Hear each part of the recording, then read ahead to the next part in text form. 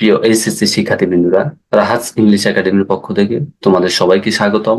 আজকে আমি তোমাদেরকে দিনাজপুর বোর্ড 2023-এ আসা কমপ্লিটিং সেন্টেন্স প্রশ্নটা সমাধান করে দিব এবং দ্রুত সমাধানের কিছু শর্ট টেকনিক তোমাদের সাথে শেয়ার করব। দেখো, ফার্স্টে এ নম্বরে আমাদের দেওয়া আছে, honest is the best policy, সততাই সর্বোৎকৃষ্ট পন্থা। The people who R honest, যারা সৎ তারা কি করে, সর্বদাই সফলতা অর্জন করে। এই বাক্যটাতে দেখো আমাদের একটা সাবজেক্ট দেওয়া আছে, রিলেটিভ প্রোনাউন দেওয়া আছে, ভার্ব প্লাস এক্সটেনশন দেওয়া আছে। যদি কোনো সেন্টেন্সে সাবজেক্ট দেওয়া থাকে, রিলেটিভ প্রোনাউন দেওয়া থাকে, ভার্ব প্লাস এক্সটেনশন দেওয়া থাকে, আমাদেরকে আরেকটা কি দিতে হয়, ভার্ব প্লাস এক্সটেনশন দিতে হয়। তাহলে এই বাক্যটাতে আমরা দিব, দেখো, always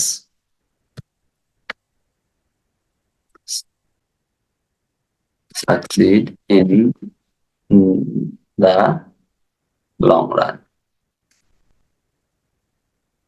Long run.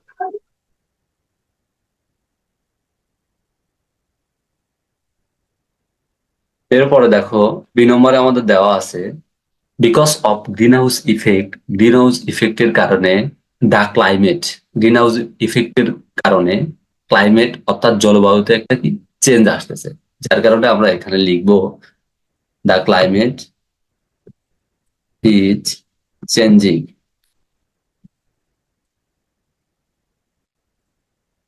All over the world.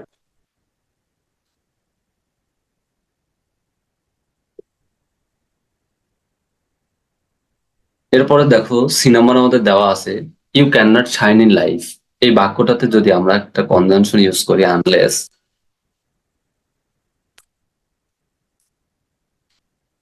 তাহলে এই বাক্যর অর্থটা আমাদের এরকম আসে, you can not shine in life unless.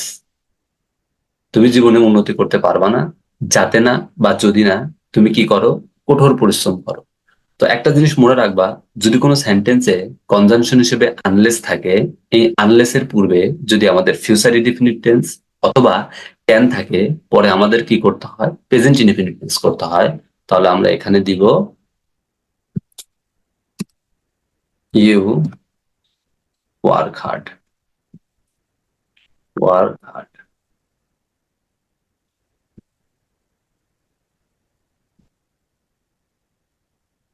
এরপরে দেখো, জি নম্বরে আমাদের দেওয়া আছে, over eating is harmful to health. Over eating স্বাস্থ্যের জন্য ক্ষতিকর। ইট ইজ হাই টাইম, এখনই সময় হয়েছে যে। যদি কোনো সেন্টেন্সে আমাদের it is time, it is high time থাকে, তাহলে it is time, it is high টাইমের পরে আমরা সাবজেক্ট প্লাস ভি2 করতে পারি অথবা 2+V1 করতে পারি। তাহলে দেখো, এখানে আমরা একটা সাবজেক্ট নিব, সাবজেক্ট নিলাম উই, এরপরে আমাদের মূল ভার্বের ভি2 নিতে হবে। We changed our food habit.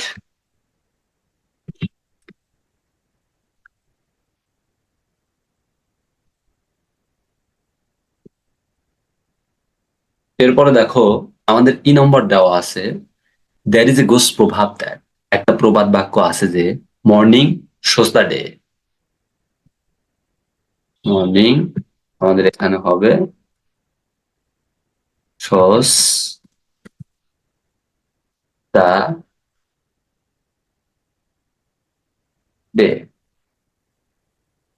উথনটি মূলা পর্তনে চেনা যায়। তাহলে আমাদের এখানে হয়েছে কি, মর্নিং শোজ দ্য ডে। এরপরে দেখো, এফ নম্বর আমাদের দেওয়া আছে, আই ওয়ার্ক হার্ড, আমি কঠোর পরিশ্রম করি। অল দ্য অর্থ যদিও, যদি কোনো সেন্টেন্সে আমাদের দো অল দো থাকে, তার অর্থ হয় যদিও। এই দো অল দোর পূর্বে যে সেন্টেন্সটা থাকবে, আমাকে তার বিপরীত সেন্টেন্স দিতে হবে। তাহলে এখানে আমরা দিব,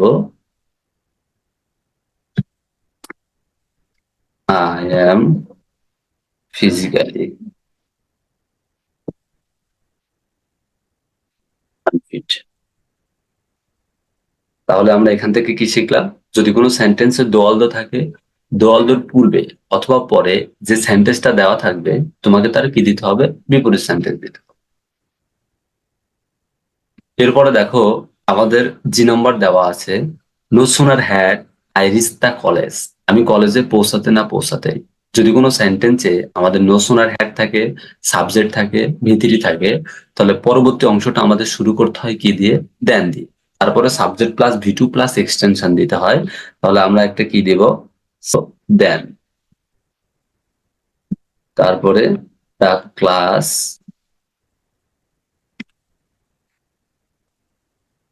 স্টার্ট।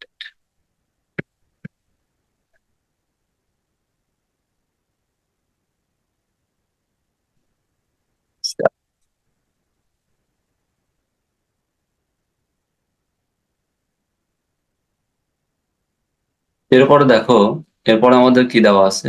এজ নাম্বার দেওয়া আছে। দেয়ার আর আছে so many poor people in our country. আমাদের দেশে অনেক দরিদ্র মানুষ আছে। I wish. যদি কোনো বাক্যে আমাদের I wish, I like, I fancy, would that থাকে, তারপরে আমরা কয়েকটা কাজ করতে পারি। আমরা subject plus V two plus extension দিতে পারি, subject plus could plus V one plus extension দিতে পারি, অথবা subject plus were plus extension দিতে পারি। তাহলে এখানে আমরা দিব, দেখো, একটা সাবজেক্ট আনবো, সেটা হচ্ছে আই উড হেল্প দা পোর পিপুল। আমি যদি গরিব মানুষদের কি করতে পারতাম? সাহায্য করতে পারতাম। এরপরে দেখো, আমাদের আই নাম্বার দেওয়া আছে। In spite of having all facilities, সকল সুবিধা পাওয়া সত্ত্বেও, দ্য বয়। দেখো, কোনো সেন্টেন্সে যদি আমাদের ইনস্পাইট অফ অথবা ডিসপাইট এর পরে যে অংশটা দেওয়া থাকবে, সব সময় এই ধরনের বাক্যগুলোতে আমাদের তার বিপরীত সেন্টেন্স দিতে হবে। তাহলে আমরা দিব কি এখানে? The boy, the boy field to succeed.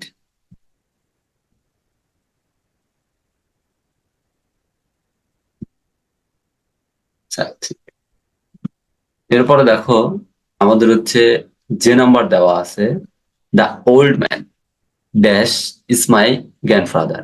এটা দেখো আমাদের প্রথম সেন্টেন্সের মতো। সাবজেক্ট, এরপর আমাদের দেওয়া আছে relative pronoun, verb plus extension. ঠিক এই বাক্যটাতে আমাদের একটা সাবজেক্ট দেওয়া আছে, এবং দেখো শূন্যস্থানে পরে আমাদের একটা ভার্ব প্লাস এক্সটেনশন দেওয়া আছে। এই বাক্যটাতে আমাদের একটা কি নিতে হবে? রিলেটিভ প্রোনাউন নিতে হবে এবং ভার্ব প্লাস এক্সটেনশন নিতে হবে। আর রিলেটিভ প্রোনাউন আমরা কি নিব? হু নিব।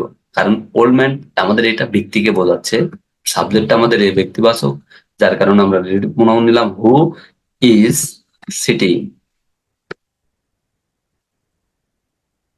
দেয়ার ইজ মাই গ্র্যান্ডফাদার।